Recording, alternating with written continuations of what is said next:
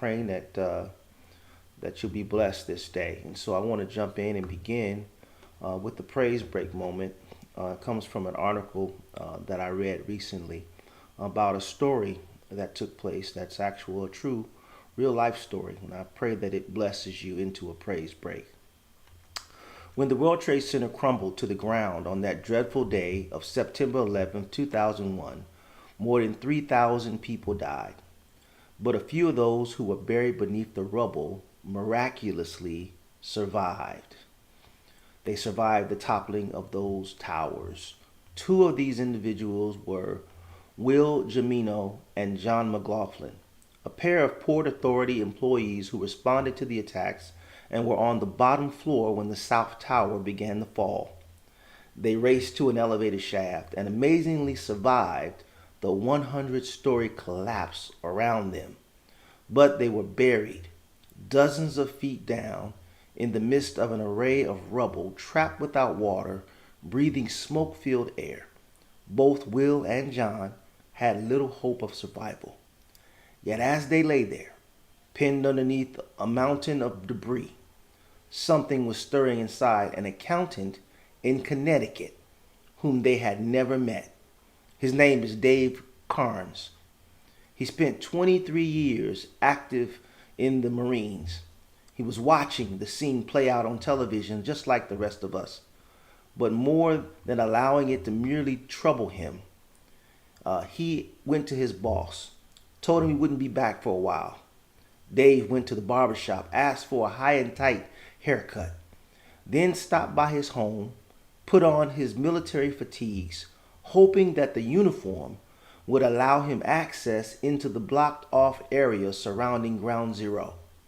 He drove 120 miles an hour to Manhattan and arrived that late afternoon. While rescue workers were being called off the wreckage pile because of danger, Dave was able to stay because of the clout and credentials that came with his uniform. Oh, you'll find your praise in a moment. Finding another Marine nearby, the two men walked the pile together, seeking to save the lost. After an hour of searching, they heard the faint sound of tapping pipes and yelling. Will and John had been trapped for 9 hours by that time, completely incapable of working themselves free. Yet, in the midst of all the trouble, a Marine who earlier in the morning had been working a spreadsheet in Connecticut found them.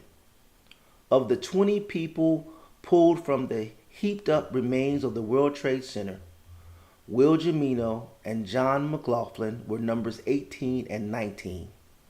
And all because Dave Carnes took off his suit, put on rescue fatigues, and stepped into the despair and darkness of Ground Zero. Let me help you with your shout. In the same way, but in an infinitely greater manner or degree, God took off his royal robes, stepped into our dark and depraved culture and served us. We were buried in the depths of rubble of our foolishness and our sin, with zero chance of pulling ourselves out. He came in and saved us. That is Jesus. Do you have a praise for that? When you were buried deep, somebody took off their regular uniform of heaven and came down to earth, wrapped himself in human flesh just to save us. I found a praise break in that story. What did you find yours? There is a shout when you think about what we've been buried in this lifetime, and that Jesus came to pull us all out and to set us free. That's all I got for your praise break. I pray that shouts you.